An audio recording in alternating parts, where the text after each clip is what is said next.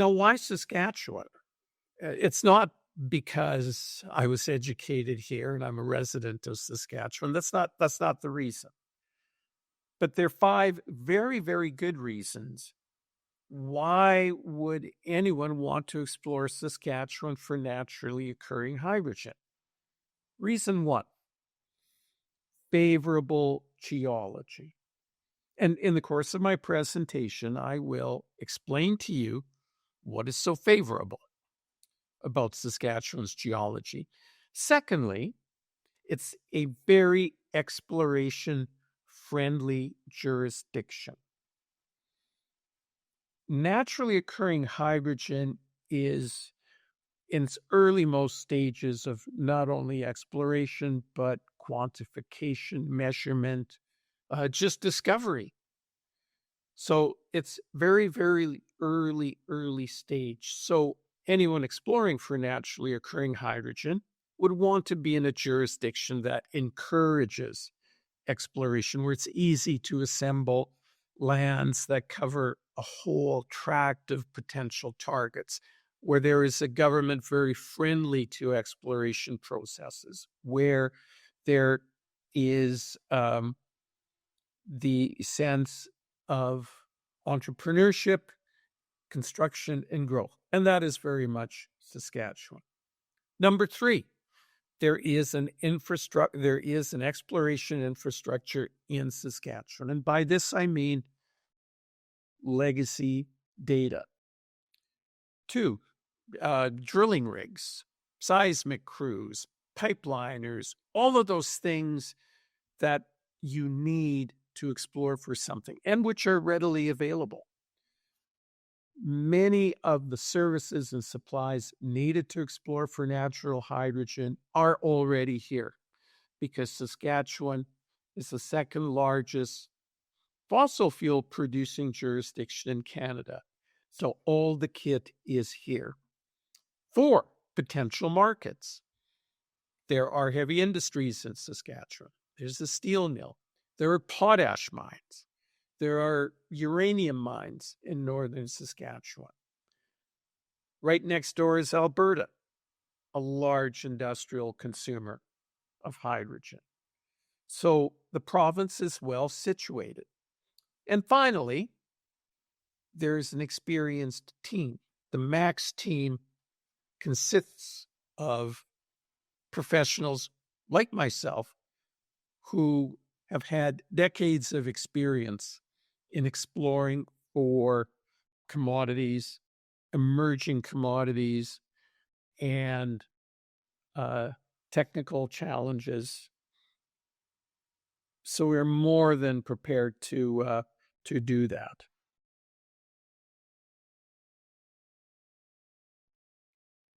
Where do we expect to find it? What do I think about when I think about naturally occurring hydrogen as a geologist? Where do you even begin such a process? That's a good question. Geologists, especially those who work in the subsurface, rely on systems and approaches and analogies. I like to think in terms of systems. Oil and gas explorers always will refer to the subsurface petroleum system, meaning that to have an economic pool of oil or natural gas, 5 elements, 5 are required. Hydrogen, clean gas is no different. There is a clean gas or naturally occurring hydrogen system that also has 5 elements. All 5 elements need to be in place if we are to expect a commercial discovery. The first is a source. The gas requires a source rock. Naturally occurring hydrogen is sourced from rocks and minerals, whereas fossil fuels from sedimentary rocks. the dead and decayed remains of plants and animals. The source for naturally occurring hydrogen will be what I will call the basement complex. These are all the rocks that underlie the sediments. 2, gases that are generated in this basement complex, and on the section, the cross section, the basement complex consists of all of these variously colored rock types, the purple, the red, the striped. Within that, the gas must be generated from favorable suites of minerals, and then it must migrate out from the source rock. So migration, the gas must move, it must be funneled, and it must be concentrated into accumulations. The third element are seals. As this gas leaves the source and moves up and through the sedimentary rocks, there must be barriers. It must be stopped along the way. Otherwise, it will just rise to the surface, dissipate, and disseminate. So there must be baffles within the overlying rocks. And that's why Saskatchewan's geology is so favorable, because the overlying sediments contain a number of seals that stop the gas from migrating upward and, almost acting like a lens, allow it to accumulate in reservoirs. The reservoirs are rock formations that have pores, naturally occurring pores or porosity, and that display permeability, or the ability of gas to move through them. So reservoirs are important. And the fifth element is, of course, the trap. And the trap is either a structural closure, think of it as a hill, the gas, which is lighter than water or other material, will rise to the top and will be concentrated within a trap, or it migrates until it hits a large regional barrier. So this is why Saskatchewan is important. The basement complex, where there is a variety of rock types capable of generating not just hydrogen, but also helium, nitrogen, rare earth gases. That takes care of element number 1, the source. But then the overlying sedimentary rocks that address the other 4 elements, the ability of the gas to migrate once it leaves the source beds, to migrate upward and laterally through the rock column, with the upward migration stopped by seals, baffles.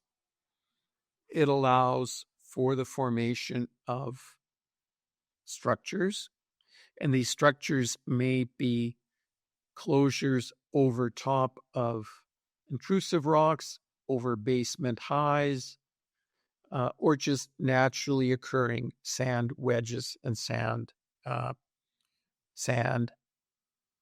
beaches, for lack of a better word. I'm using a few technical terms. For instance, intrusive, that is the red rock. An intrusive rock is essentially a magma, subterranean lava, that is molten rock that rises up from the mantle, upward through the basement complex, and in the case of northeast Montana, right through the surface. The Sweetgrass Hills is an example of an intrusion. These occur in southeast Alberta and also in Saskatchewan. They're important because they create structures and also they give off They have the capacity to give off gases. Cratons. I will talk about cratons. These are the ancient building blocks of the continents. They tend to be granitic, granite rocks composed of quartz, feldspar, what are called mafic minerals, iron-rich minerals. They are the underpinnings of North America. But there are also what I call igneous exotic terrains. They're exotic because they don't have the common minerals that you see in the cratons. There's rare and obscure rock types. They're exotic because you don't see them very often when you're out and about the world. But they do exist, and they exist in southern Saskatchewan, southeast Alberta. All of these are the basement complex, the source bed. I'll also talk about the salt barrier in a later slide, because this is the ultimate trap. So when I think about the geology of naturally occurring hydrogen, and when I think about Saskatchewan and why it is a great place to look for naturally occurring hydrogen, this is what I think about. This is how I think about it. There must be sediments. There must be a proper source. There must be seals. There must be traps. That is what we are looking for.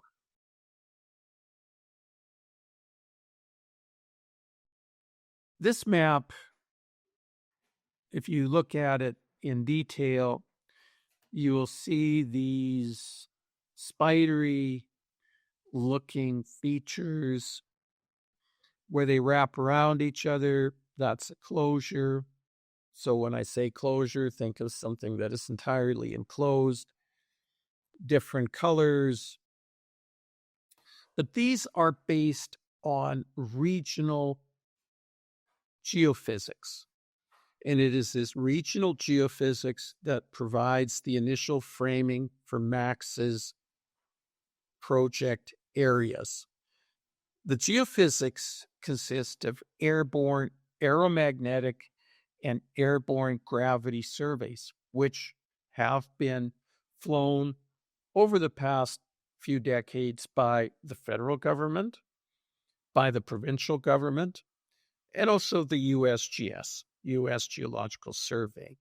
These are in the public domain, meaning if you know where to look, you can find the files, you can find the data.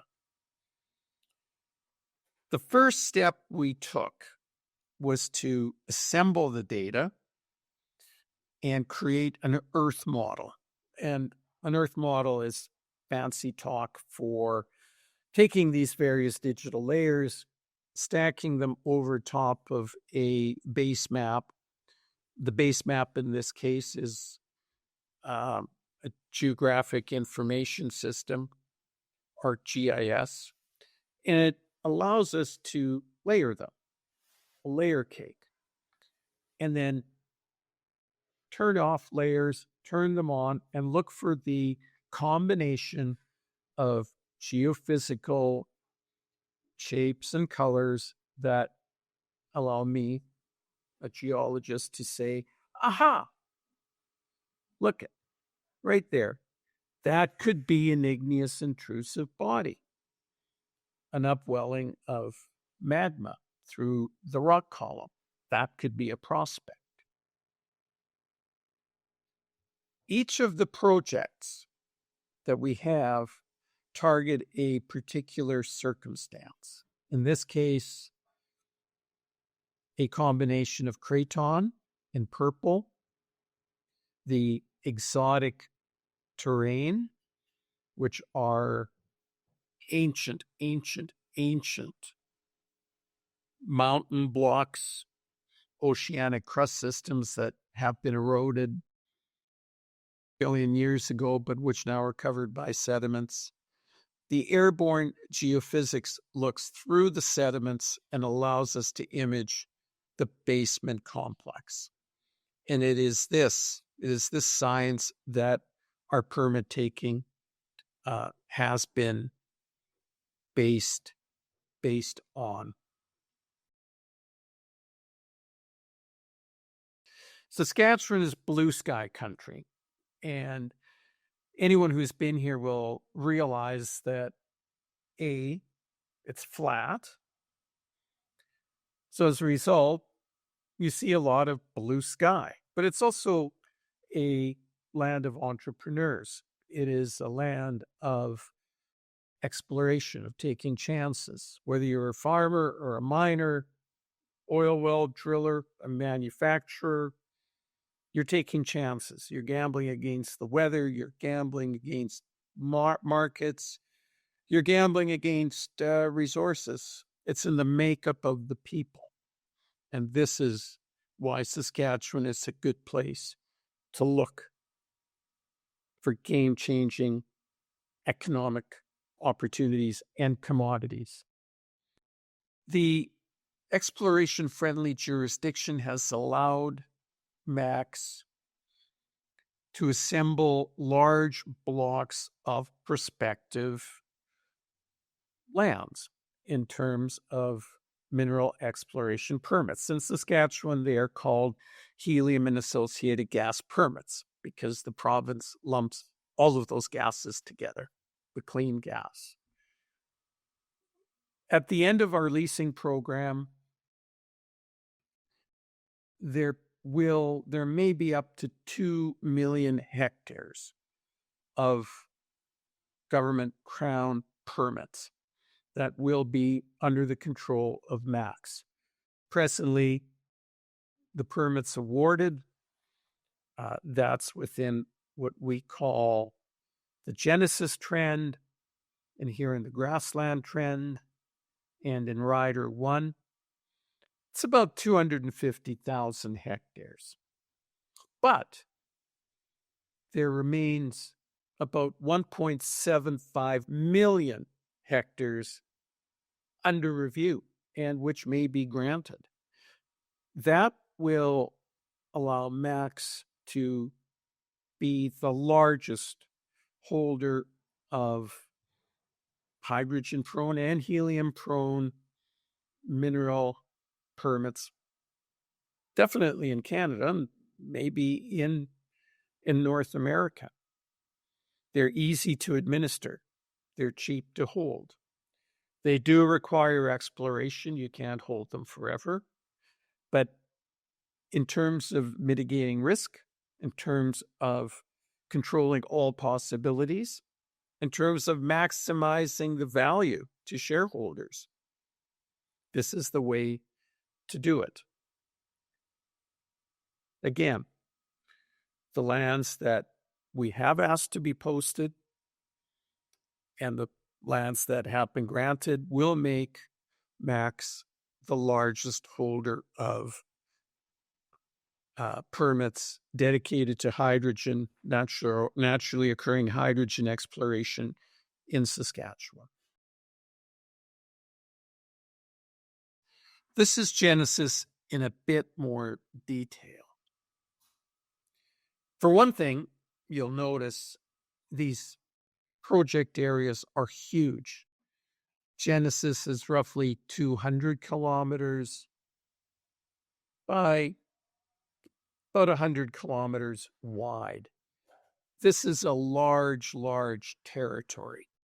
If you were to start driving at the north end, about 2 hours later, if you keep to the speed limit, which is often hard to do in Saskatchewan, given the flatness of the land and the roads, 2 hours later, you will be at the bottom. There's several important things to note about this map and why we are excited to begin part of our exploration effort here. The red bodies, and there's about 40 of them, they've been identified as being possible prospects. And here's the reason why. They are aeromagnetic anomalies that may or may not be associated with intrusions, or they're basement structures, such as basement blocks, basement uplift. So, for one of those two reasons, the basement complex has been moved, it's been shuffled, it has been uplifted.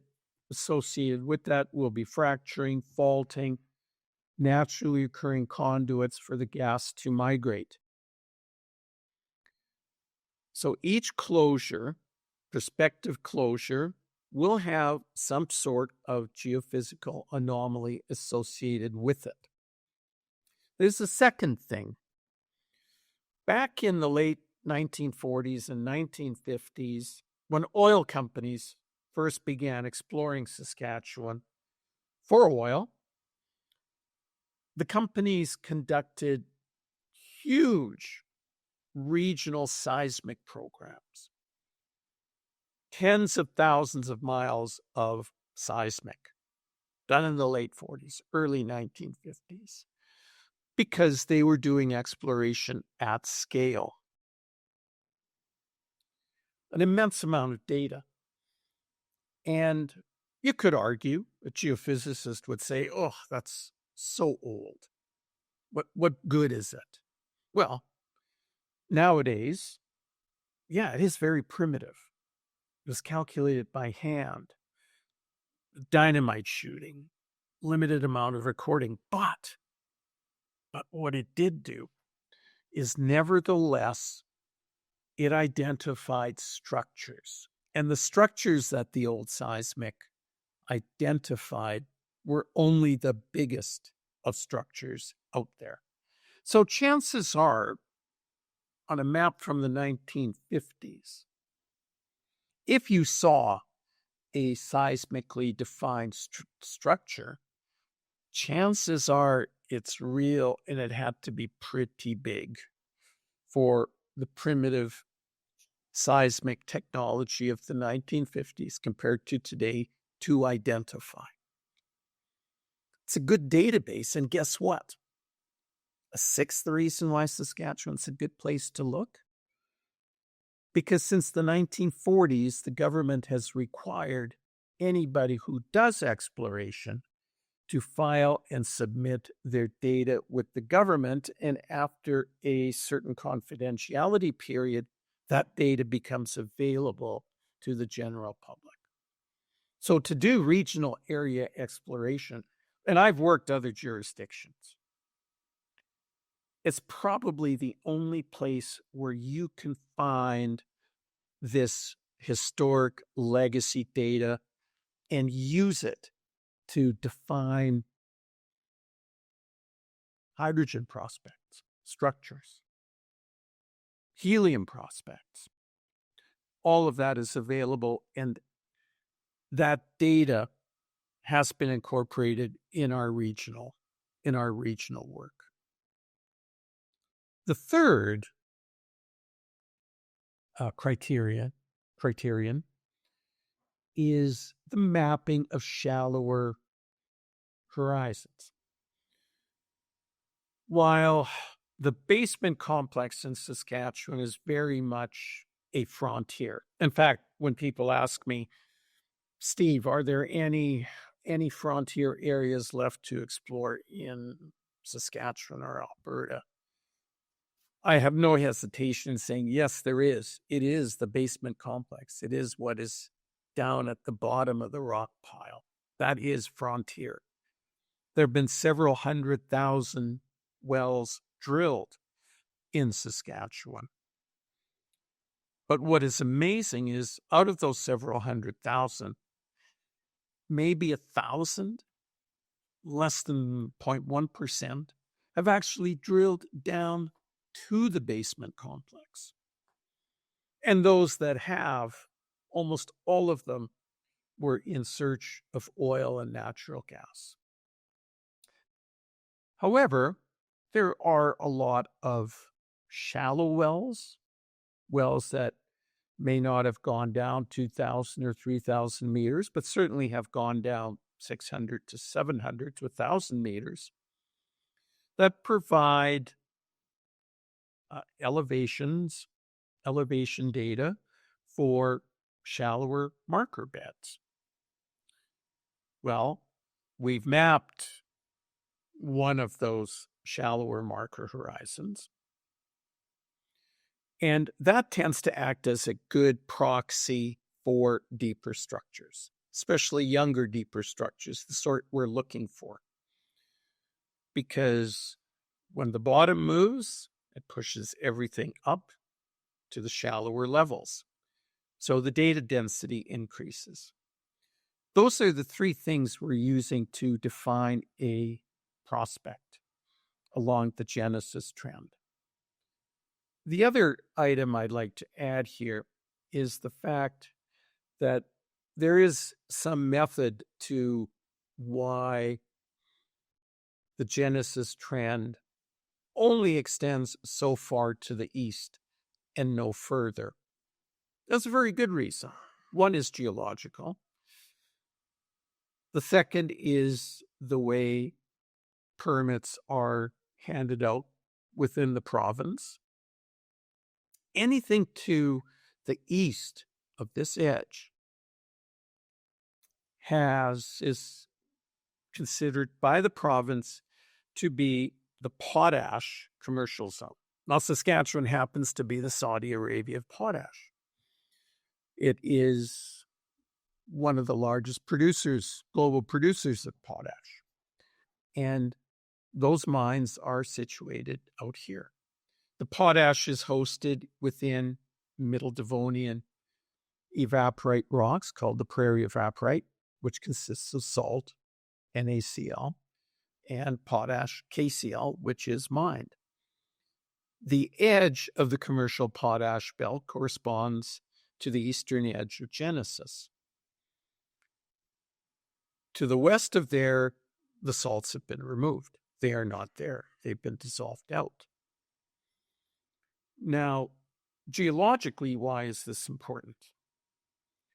All of the rock basement complex gases that are generated here migrate to the northeast. They migrate up dip to the northeast. And they will migrate, if you remember the elements of a petroleum system, until they hit some sort of barrier.